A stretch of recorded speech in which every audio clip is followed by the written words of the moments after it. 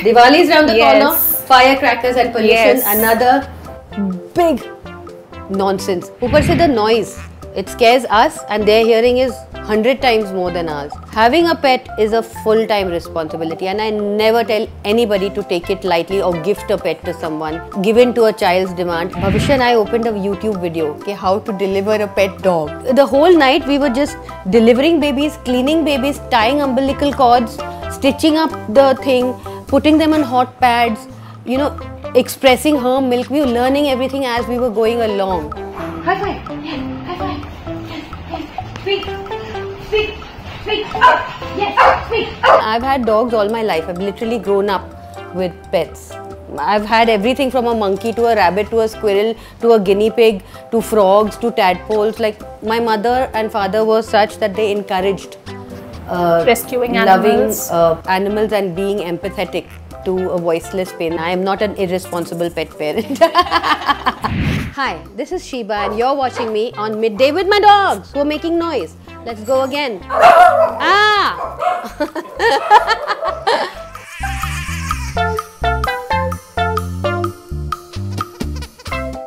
Hello everyone, this is Ocean Fernandez for midday.com and today we are in conversation with Sheeba Sabir, who is with her 7 fur babies. As you can see, this is one amazing shoot that we're gonna have and we're gonna talk a lot about all of them and you being a mom to everyone. Yes, it's a very important part of my journey, being mom to this squad.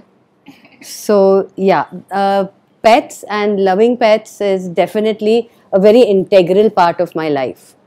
And I work with rehoming and rescuing pets and it actually defines me and a big part of my life. How did you decide to bring all of them at home? What is the story behind having all of them? So the story was that I work with rescuing dogs. So a lot of different NGOs work with me for pet rescues and rehoming, etc. Finding homes for pets who get abandoned, who are not needed in the home that they are born and brought up in. Baby, sit down. Okay, you go. So I got a call one fine evening about a Shih Tzu that needed to be rehomed. Now my work is usually I will identify the dog and then I will identify the family who would be a good fit. And so I said, okay, what I'm going to do is I'm going to go over. It was very far from here, from where I live, about an hour and a half one way. I said, I'm going to go and have a look and then figure out what needs to be done. So when I went, I met Sunshine. So I met her and I was like, oh my God, this child is like, she had the most saddest looking eyes and she looked at me, and at that point of time I said to myself, I'll take her home. I already had a few rescues at home, and Akash, my husband, at that point of time, which is about 4.5 years ago now, was not an animal lover. So I was at the peril of fighting with my husband. I said, it's okay, let me just bring one baby home. She was about 6-7 months at that point of time. She wasn't very young, she wasn't very old. She was like, okay fit, I would have managed to find her a home. I brought her home here. Akash met her. I don't know what happened. It's like some karmic connection. He kind of looked at her and said, oh my God, she's so beautiful. And me and my son were like, huh? What? We were like, yeah, but you know, there was one more there who we had to leave behind because we got scared of you. You'll say, कि इतने already घर में 3-4 उस time पे भी थे. He's like, wow, she's adorable. So I'm like, huh? I said, Joy एक और रह गई वहाँ पर. She also was bichari in one corner of a cage and I felt really bad. So he said, so why did you leave her? Me and my son Bhavishya looked at each other and said, Matlab? Go get her. We're like, what? It was the middle of the night. I called up Yoda, where I had got the call from, which is an animal rescue. And I said, this is a thing that I will go and get the other dog as well. I called them and she said, like, are you sure, the girl who was handling this case? I said, listen, I've had dogs all my life. I've literally grown up with pets. I've had everything from a monkey to a rabbit to a squirrel to a guinea pig to frogs to tadpoles. Like my mother and father were such that they encouraged rescuing animals, loving animals and being empathetic to a voiceless pain. My parents are vegetarians as well. So, you know, it's a big part of who we are, like being kind to every being. So any which way. So I went back in the middle of the night and I got Sparkle. So both the girls reunited after about 4 hours of being apart, and there was like mayhem. They were so happy. They got the zoomies. They were running around because they found comfort, from some place they had been plucked out. And that's how these two girls came into our life. And then subsequently Sparkle got pregnant. And when she got pregnant, I was like, oh no, this cycle will start again, getting a home for a pet. And then when pets grow up, what happens is people without a sense of responsibility don't realize how much hard work animals are. They will adopt a puppy because it's very cute at that age. It looks very, but the minute it's a 6-7 month old baby and you realize they're peeing and pooping and it's food and it's doctor and it's vaccinations and it's a lifetime commitment. Their lifetime, not our lifetime. Their lives are unfortunately way smaller. For them, we are their whole lives. For us, they're just a part of our lives. So then we start that cycle again. So then I started like, God, what are we going to do? There will be babies. And then while she's pregnant, I start interviewing prospective homes. Okay, theek hai, I will find the best and I will make sure they go to good homes. While I'm doing this process, COVID comes along. And in COVID, it was a very interesting story. The vet refused to come for the delivery. Her delivery pain started. And I had peak COVID. My son had peak COVID. We had the COVID where we were getting vertigo and we were getting the shakes. Yeah. And Akash, as it is, was never like such an avid animal lover like I was, or my kids eventually became. So he was like, something's happening. And by which time I was completely in love with these two girls. Something's happening. I'm locked in one room. My son is locked in one room. So I said to him, you do one thing, you send her in and send me buckets of hot water, scissors, blah, blah, blah, and send Bhavishya, my younger son. My older one was still not rescued from America. He had to come in the Vande Bharat flight. That was another story. I called for everything in the room. And then Bhavishya and I opened a YouTube video, okay, how to deliver a pet dog. I'm like, oh my God, it was such an adventurous night because this girl, not only did she not have 2 or 3, she ended up having a whole litter fleet. Like the whole night we were just delivering babies, cleaning babies, tying umbilical cords, stitching up the thing, putting them on hot pads, expressing her milk. We were learning everything as we were going along. And the babies were born and they were home, and after that we were like, we don't have the heart to give them away. We just couldn't. But what a memory to do it all by yourself. By myself. Each and every baby, like this one was the runt of the litter. He was about yay small. So eventually what happened, he was born with a hernia that was bigger than him. Okay. We thought this is the runt, he's not going to survive. Because he was just so tiny and he came out last 7-8 hours after the delivery was going on the whole night. And it was that tiny and I thought this child will not survive. It's too small. This baby is so small. Yeah. From where is she going to be able to sustain? This child turned out to be a fighter. Yeah. At month 6, I've had them all neutered and operated now, so no more babies. Yeah. But I had to do him very early because of the hernia. Yeah. So that is why that's a hormonal weight gain. I am not an irresponsible pet parent. I don't overfeed him. But he looks like part of the family because we are all quite khate pite ghar ke. But since you're a working mother, yes, you go outdoors. How do you ensure that all of them are taken care of? So Winnie, who you just met, yes, with who we took a picture, yes, she is a big part of mothering my babies. So she's like their godmother. She's like their godmother and their full-time caretaker. When I'm not around, I know I have one point of contact for full responsibility to make sure they're groomed, they're fed, and report to me immediately. If she files one single boil or one single redness somewhere in the paw, it has to be addressed immediately. Having a pet is a full-time responsibility, and I never tell anybody to take it lightly or gift a pet to someone or give in to a child's demand. If you as the mother of the house are not a hands-on, fully committed, it's the bane of my existence what I see happening to pets all over the country. We work with so much animal abuse and so much rehoming. So, I mean, the worst excuses, if we are moving abroad, Arey brother, if you're moving abroad, you will take your own natural child. Yeah. Why will you leave your pet behind? If you're going to be moving abroad, why did you bring a pet in the first place? What is that child's mistake?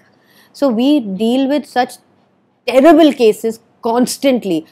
A pet gets a skin allergy, they're thrown on the street because they don't want to pay for pet care. Anything. Especially when they're old. So Ocean, this feel that unluckily, as many abusers are there, that many pet parents are there and rescue workers are there. But there is just not enough resources for us to work in. It requires money, it requires places, it requires government help, it requires NGOs, it requires so much. We have a whole community of people working for the welfare, but we also have an entire sect of, I can't even call them humans, they can't be humans, who are abusing these children daily, on a daily basis. So, you know, because since they are such gorgeous babies, They look like me. I'm sure they require the grooming and the attention and maintenance. So maintenance is not only something that we do for our personal pride and satisfaction, it is something that is required for their well-being. See, every day when I groom them, I'm checking for fleas or ticks, which gives them tick fever, which can take their life. If they have a dog's tolerance is very, very high.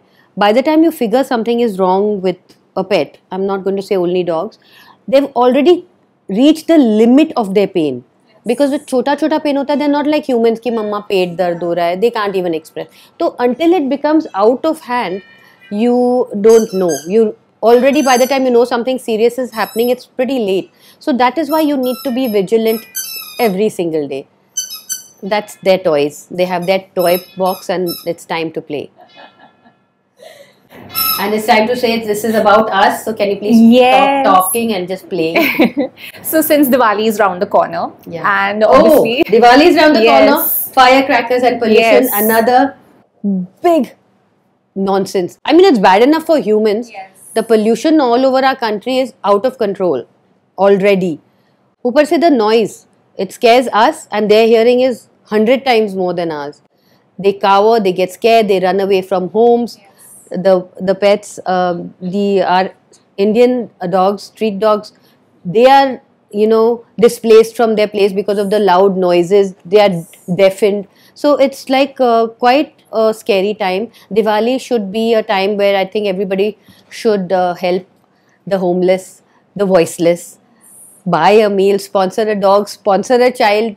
Don't burn up your money on firecrackers. How did you discipline all of them? Because I see they're listening to you and they're very calm. Even though, you know, they're meeting us for the first time, but they're very calm. So you train them well. At what point after having a pet does a person start training and, you know, just having them around? The first 5 minutes that you bring home a pet. That pet, the first thing a pet needs to feel is secure in your presence. My children have so much security that mama will not let anything happen to us. The same way your human child has that security, when they feel insecure, a human child will look at you, right, for support. Same. So from minute one, if you are the handler, you're hand feeding, you're cleaning, you're caring, and you are vigilant and you're not yelling at the top of your lungs or whacking them because they did something. They're children. Their IQ remains that of a 2-year-old all throughout their life. So trying to train a dog too fast, discipline a dog too fast will just create the opposite of what you're trying to achieve. It's a very simple, polite, you treat them kindly and politely, and that's the kind of pets you're going to bring up. You know, I see you live in a society which is like 25 floors, you're on the 25th floor, and we've seen instances where, you know, the neighbors probably have an issue when, you know, there are pets in the society. So how is the situation right now where you're living? So yeah, there are issues in every society. In fact, a lot of societies, if you're not a flat owner, for example, I have friends who do rentals. They aren't allowed into societies because they have pets. And it is illegal now in our country to do that. You cannot discriminate. You can't say you can't take your pet in the member lift or you can't feed the street dogs.